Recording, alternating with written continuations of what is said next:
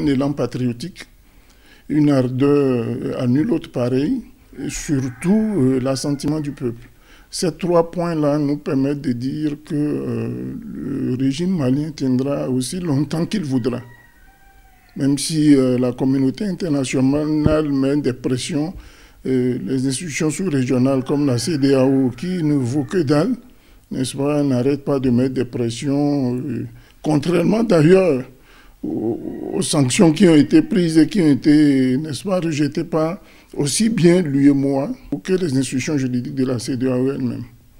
Donc nos chefs d'État sont au fait dans un entêtement, n'est-ce pas, qui ne s'arrête pas. Donc il va falloir changer de posture. Le comportement de nos institutions sous-régionales, elles se substituent-elles à l'État malien? La question se pose. L'État malien est un État complètement indépendant, il ne faut pas l'oublier.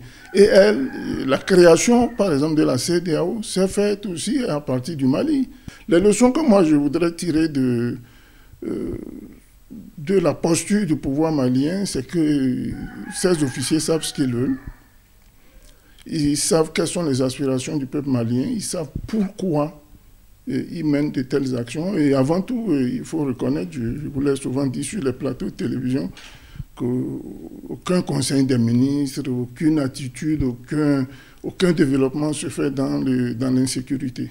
Et le Mali, aujourd'hui, a pour priorité, n'est-ce pas, la reconquête de son territoire et la sécurité des hommes, des personnes et des biens, y compris, bien sûr, celle des institutions de l'État. Je pense que le Mali est sur la bonne voie. Le Mali est sur la bonne voie pour plusieurs raisons. La première, et c'est un constat, c'est que le Mali n'a reçu depuis presque 2 ans aucun copec d'une institution financière internationale. Alors comment arrive-t-elle, je veux dire la République du Mali, à payer les salaires, à payer du matériel de guerre et à même doubler même le salaire de certains officiers qui permettent, n'est-ce pas, qui leur permettent de faire face à la lutte contre le terrorisme. Ça, c'est un point. Le deuxième, c'est faire face aux sanctions. Des sanctions bidons de la part de nos gouvernants, n'est-ce pas, qui sont permis ce genre de laisser aller. Je pense qu'il faut revoir au niveau étatique et au niveau des institutions de la sous-région aussi, le côté juridique et apprendre à respecter les lois que nous nous donnons. Parce qu'on remarque que ces sanctions-là ont été occultées par la Mauritanie, la Guinée et l'Algérie. Donc aujourd'hui, c'est plutôt les États qui ont voté ces sanctions-là qui sont beaucoup plus en difficulté. Donc il faut éviter les sanctions à la va-vite. Il faut réfléchir, chercher à retrouver un certain consensus, n'est-ce pas, discuter avec des partis que d'aller de penser qu'on peut, tout est force. Il faut toujours aller à la force. Non. Et mieux, je constate, et ça c'est une faiblesse notoire de la part de cette institution sous-régionale, qui a eu des menaces en disant il y a une force militaire en attente. C'est du vent. C'est du vent et il va falloir que, quand vous, en tant que dirigeant, il faut que nos dirigeants se prennent beaucoup plus au sérieux. En tant que dirigeant, quand vous émettez une idée, il faut qu'il y ait une application conséquente de l'idée. Et c'est en cela que je saluerai de très loin de chez nous, n'est-ce pas, l'attitude du président Poutine. Venant au décès de l'ancien Premier ministre Boubé Maïga, nous pensons que nos chefs d'État devaient plutôt songer nous déplorons déjà par avance, n'est-ce pas, le décès, les conditions dans lesquelles il est mort. Je pense qu'on pourrait faire mieux. Et les erreurs sont l'erreur humaine, n'est-ce pas? Mais il ne faut pas en faire quelque chose de factuel. Mais il faudrait aussi que nos dirigeants pensent à construire des infrastructures médicales qui puissent permettre de soigner ce genre de personnages. On ne peut pas continuer dans les évacuations. Ce que nous avons connu ici dans notre pays, par exemple, à un moment donné, il fallait mettre un coup d'arrêt. C'est déplorable que le Mali ait perdu encore un digne fils, n'est-ce pas? Mais écoutez, nous sommes musulmans, n'est-ce pas? Ce qui arrive, nous le remettons entre les mains de Dieu. En dehors de ce couac, n'est-ce pas, cette difficulté-là qui a conduit malheureusement au décès du Premier ministre, de l'ancien Premier ministre, j'allais dire, l'avenir quand même du Mali reste radieux, à tout point de vue. Hein. Il faut voir la manière dont le régime arrive déjà à faire face aux sanctions entre guillemets, parce que pour nous, elles n'existent pas, à faire face à toutes les pressions qui viennent de toutes les institutions de la CEDEAO, sachant bien sûr que ça vient de la France, nous en savons beaucoup.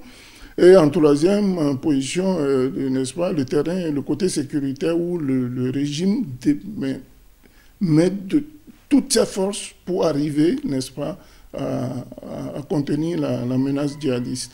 Il y a toujours des points chauds hein, de temps en temps, mais je pense que l'armée malienne a pris ses responsabilités et le plaisir pour nous de constater que le Mali est en train de rebondir de ses cendres. Le Mali reste aujourd'hui un exemple à suivre, n'est-ce pas? Un exemple à suivre en termes je veux dire, de reconquête de son territoire, d'une part, de la méthodologie de gestion, n'est-ce pas, des deniers publics et des affaires de l'État. Le Mali reste aujourd'hui un exemple à suivre. Hein, contrairement, je vais vous donner un exemple hein, qui fait ma fierté aujourd'hui, de savoir que le Mali est un grand pays.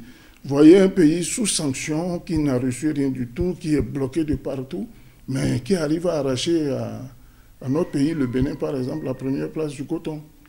Donc imaginez-vous s'il n'était pas en guerre, que se serait-il passé? Le Mali aurait peut-être doublé ou triplé sa production de coton. Donc bravo aux autorités maliennes. Ils savent ce qu'ils veulent, ils savent là où ils vont. Je pense que l'Afrique et les panafricanistes, n'est-ce pas, en premier ordre, en premier lieu, doivent se mobiliser pour supporter, mais de manière indéfectible, n'est-ce pas, le régime malien et lui permettre d'aller jusqu'au bout des objectifs qu'il s'est fixés. L'homme en âme, je l'ai toujours dit, décrié, n'est-ce pas, l'homme en âme est après tout, avant et après tout un citoyen.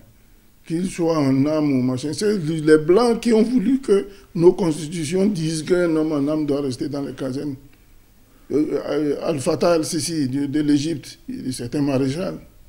Je peux vous en citer beaucoup. Hein. Ils sont beaucoup là, des généraux. Buhari du Nigeria, c'est un général. Vous pensez que c'est parce qu'il a enlevé la tenue que dans sa tête, il n'est toujours pas soldat. Il est soldat, coagulé, convaincu. Il restera jusqu'au bord de sa tombe.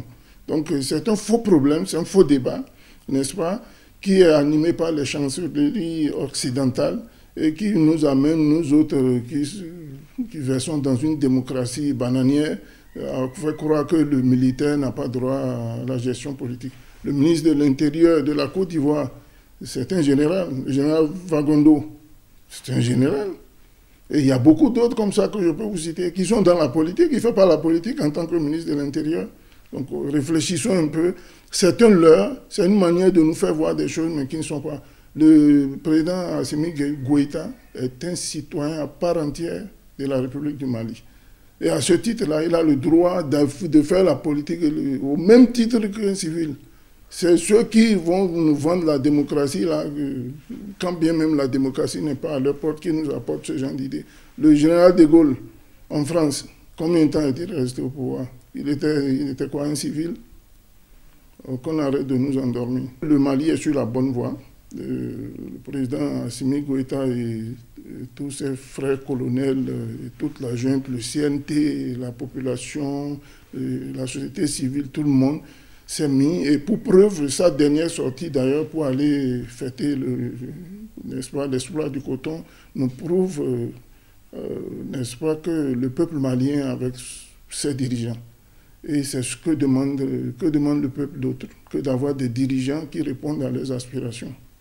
Je pense et je souhaite bonne chance à cette transition-là. Et il faudra que ça prenne le temps que ça va prendre. L'essentiel est que le Mali soit debout. La CEDEAO n'a rien à y foutre ou d'injonction à donner. Tant que les Maliens pourront apprécier ce régime-là, ben, on y va.